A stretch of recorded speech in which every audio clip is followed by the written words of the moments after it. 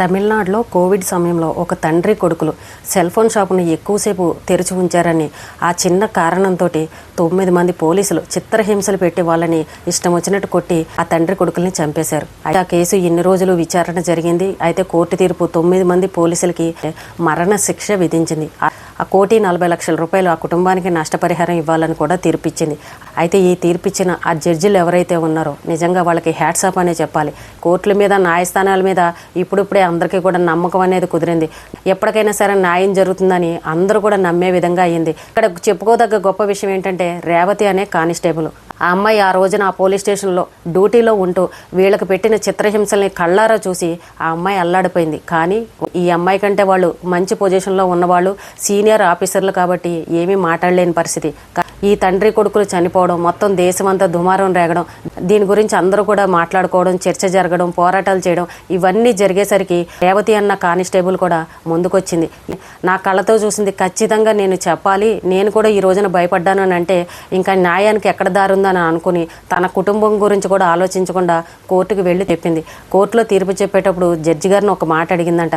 Sir, నాకు 37 సంవత్సరాలు, నాకు 2 ఆడపిల్లలు ఉన్నారు, నాకు తల్లి తండ్రి కుటుంబం ఉన్నారు, నాకు భద్రత కావాలి, నా 2 ఆడపిల్లలకి భద్రత కావాలి, నా కుటుంబానికి భద్రత కావాలి, అలాగే నా ఉద్యోగానికి కూడా భద్రత కావాలి.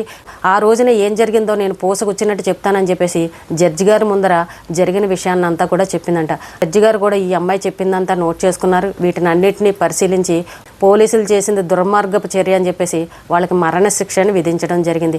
నిజంగా 9 మంది పోలీసులకి ఇంత పెద్ద శిక్ష వేయడం అని అంటే చాలా కష్టమైన పని అనే చెప్పాలి. ఎందుకంటే వెనకాల నుండి పెద్ద పెద్ద నాయకుల ఫోర్స్ చేస్తూ ఉంటారు, ఇలాంటి శిక్షలు వేయొద్దని. జడ్జిలను బెదిరించే వాళ్ళు ఉంటారు, ఈ అమ్మాయి సాక్ష్యం చెప్పొద్దని ఈ అమ్మాయికి బెదిరింపులు వచ్చాయి, అలాగే ఆ కుటుంబానికి బెదిరింపులు వచ్చాయి. ఇంకా అందరికీ కూడా బెదిరింపులు రావడం, నువ్వు సాక్ష్యం చెప్పావంటే నీ కుటుంబం సంగతి చూస్తావు, నీ పిల్లల సంగతి చూస్తామని ఇలా బెదిరించిన వాళ్ళు కూడా ఉన్నారు. కానీ ఆ అమ్మాయి ఎక్కడ కూడా బెదరలేదు, కరగలేదు. నాకంటే పెద్ద పొజిషన్లో ఉండని ఎవరన్నా సరే ఏమైపోయినా పర్వాలేదు అనుకుని కోర్టుకు వచ్చి సాక్ష్యం చెప్పింది.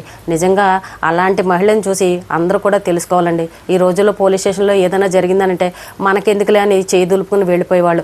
అమ్మో, వాళ్ళు మనకంటే పెద్దవాళ్ళు, మనల్ని ఏమన్నా చేస్తారని ఇలా భయంతో బతికే వాళ్ళు కూడా ఉన్నారు. ఈ రేవతిని చూసి ప్రతి ఒక్కరూ కూడా తెలుసుకోవాలి.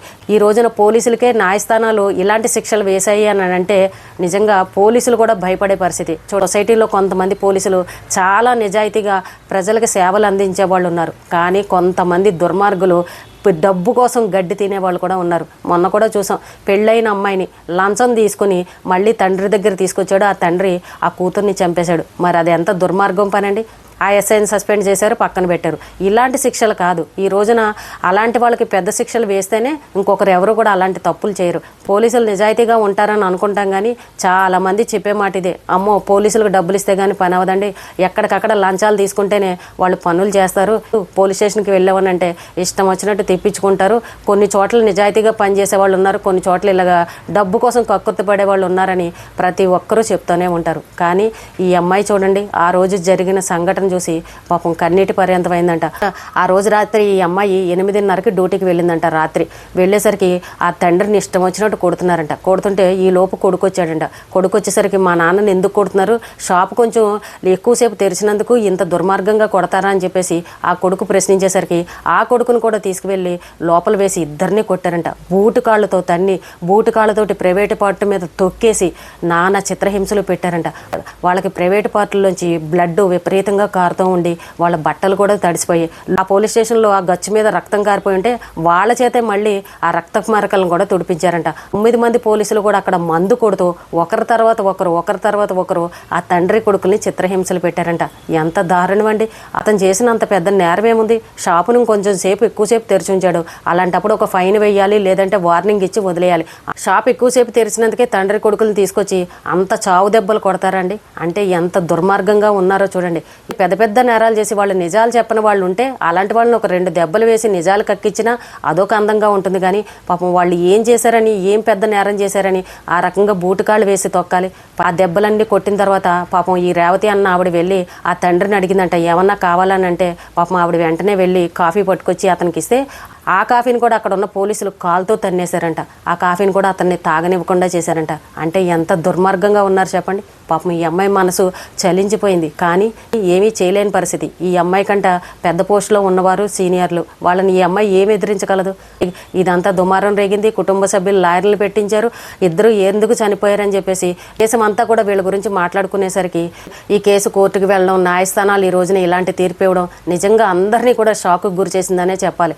9 మంది పోలీసులకి మరణశిక్ష వేయడం అని అంటే అది మామూలు విషయం కాదు. న్యాయస్థానం తీర్పు చెప్పే రోజున కూడా ఈ అమ్మాయి ఇంటి దగ్గర 2 కానిస్టేబుల్ని పెట్టారు కాపలాగాను. అలాగే న్యాయస్థానం చుట్టూ కూడా పోలీసులు కాపలా కూడా పెట్టారంట.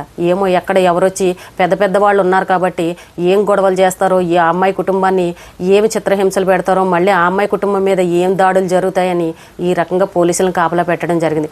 ఒక చిన్న కానిస్టేబుల్ ఉద్యోగం చేసుకునే అమ్మాయి పై అధికారుల గురించి కోర్టుకు వచ్చి ఆ అమ్మాయి సాక్ష్యం చెప్పిందనంటే ఎంత గొప్ప విషయం అండి. ముందు ఆ అమ్మాయి ధైర్యానికి మెచ్చుకోవాలి. ఆ అమ్మాయి నాకెందుకులే, నాకు సంబంధం లేదు బాబోయ్, నన్నేమన్నా అంటారు, నన్నేమన్నా చేస్తారని ఎక్కడ కూడా భయపడకుండా కోర్టుకు వచ్చి ఆ అమ్మాయి సాక్ష్యం చెప్పింది. నిజంగా ప్రతి మహిళ ఇలా ఉండాలండి. మన పోలీస్ కానిస్టేబుల్గా పనిచేసే వాళ్ళు కానీ, ఎస్ఐల వాళ్ళు కానీ చాలామంది మహిళలే ఉద్యోగాలు చేస్తున్నారు. ప్రతి మహిళ కూడా ఈ రేవతిలాగా ఉండాలి, నిజాయితీగా పనిచేయాలి.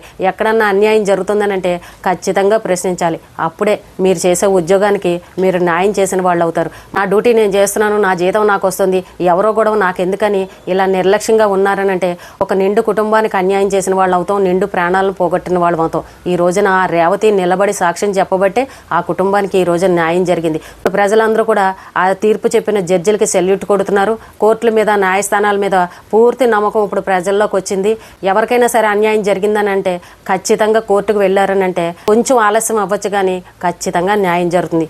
ఈ రోజున ఆ తీర్పును చూసి అందరూ కూడా సూపర్ కదా అని చెప్పేసి మాట్లాడుతున్నారు. రేవతిని అందరూ కూడా ఈ రోజున చక్కగా మెచ్చుకుంటున్నారు. ఇంకొకసారి ఏ పోలీసులైనా సరే డబ్బుల కోసం కక్కుర్తిపడడం కానీ, సామాన్య ప్రజల్ని ఈ రకంగా చిత్రహింసలు కనుక పెట్టారనంటే ఇప్పుడు ఈ 9 మందికి ఏం జరిగిందో వాళ్ళకు కూడా అదే జరిగే పరిస్థితి. ప్రతి ఒక్కరూ కూడా ఈ తీర్పును చూసి భయపడాలి. పోలీసులు అంటే నిజాయితీగా పనిచేయాలి. ప్రజలకు ఎవరికైనా కష్టం వచ్చిందనంటే వాళ్ళకి సహాయంగా ఉండాలి, వాళ్ళకి న్యాయం చేసే విధంగా ఉండాలి. కానీ ఈ రకంగా అన్యాయంగా మాత్రం ప్రాణాలు తీయకూడదు. ఇక్కడ ఇంకొంతమంది కొన్ని విషయాలు మాట్లాడుతున్నారు. ఈ కోర్టు మరణశిక్ష విధించింది బాగానే ఉంది, కానీ ఈ శిక్ష అమలు అవుతుందా లేదా? ఈ 9 మంది ఏం చేస్తారనంటే మళ్ళీ పై కోర్టులకు వెళ్ళొచ్చు, లేదంటే క్షమాభిక్షను కోరచ్చు, ఇంకా రకరకాల ప్లాన్లు వేయచ్చు. ఎందుకంటే వాళ్ళకు కూడా ఇలాంటి అవకాశాలు ఉంటాయి. మనం ఇప్పటి వరకు ఎన్నో మరణశిక్షలు ఇచ్చిన తీర్పులు ఉన్నాయి, కానీ ఇప్పటి వరకు అవి అమలు అవ్వట్లేదు. వాళ్ళు పై కోర్టులకు వెళ్ళడం, వేరే లాయర్లు పెట్టుకోవడం, ఏదో ఒకటి వాదించడం, క్షమాభిక్ష కోరడం, ఇలాంటివన్నీ జరుగుతున్నాయి. మరి వీళ్ళకి కంప్లీట్గా ఈ మరణశిక్ష అమలు అవుతుందా లేదా అనేది కూడా చాలామంది ప్రశ్నిస్తున్నారు. అది కూడా మనం వేచి చూడాలండి. ఖచ్చితంగా ఈ కోర్టు ఇచ్చిన తీర్పుని పై కోర్టులు కూడా దీన్ని ఓకే అని చెప్పి వీళ్ళకి ఆ శిక్ష పడితేనే అప్పుడు ఆ కుటుంబానికి న్యాయం జరిగినట్టు. ఈ కోర్టు తీర్పుని కొట్టేసి మళ్ళీ పై కోర్టులు అన్ని మళ్ళీ వేరే తీర్పులు ఇవ్వడము, జీవితకాలం జైలు శిక్షలన్నీ ఈ రకంగా మార్చడం, ఇలాంటివి మాత్రం చేయకూడదు. కానీ దాన్ని కూడా మనం వేచి చూడాలి. న్యాయస్థానం మీద ప్రతి ఒక్కరికి గౌరవం అనేది ఉంది. ఈ కోర్టు ఇచ్చిన తీర్పుని పై కోర్టులు మళ్ళీ దాన్ని చెరిపేయడము, మళ్ళీ వేరే తీర్పులు ఇవ్వడం, ఇలాంటివి చేయకుండా ఈ కోర్టు తీర్పుని సమర్థిస్తూ ఈ కోర్టు వేసిన శిక్షని అమలు చేయాలని ప్రతి ఒక్కరూ కోరుకుంటున్నారు. మనం కూడా వేచి చూద్దాం. ఆ కుటుంబానికి న్యాయం జరగాలని చూద్దాము. అలాగే ఎవరికి కూడా, సామాన్య ప్రజలకు ఎవరికి కూడా ఇంకొకరికి ఇలాంటి కష్టం రాకూడదు. పోలీసుల వల్ల వాళ్ళ జీవితం కానీ వాళ్ళ కుటుంబాలు కానీ పాడవకూడదని మనమందరం కూడా మనస్ఫూర్తిగా కోరుకుందాం. మరొకసారి రేవతి ఎవరైతే ఉన్నారో కానిస్టేబుల్, ఆ అమ్మాయికి ధన్యవాదాలు చెప్దాం.